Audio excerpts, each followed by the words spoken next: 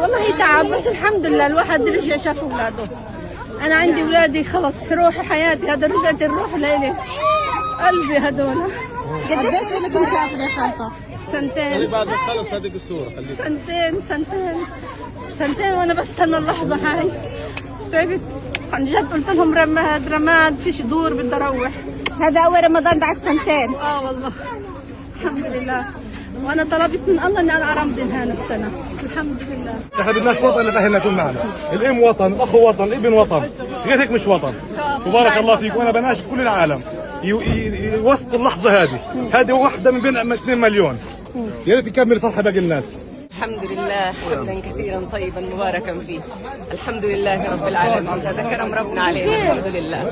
طبعا في حواجز، وفي اليهود بيودوا بيجيبوا بحققوا بيسالوا.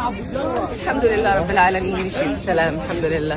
والله احلى لقاء الحمد لله رب العالمين. كنت متوقعة انك ترجعي لغزة؟ والله الصراحه لا، كنت احكي يعني هذا مشروع تهجير يعني، واحنا خلص تهجرنا، لكن الحمد لله رب العالمين رجعنا وراح نضل في بلادنا باذن الله.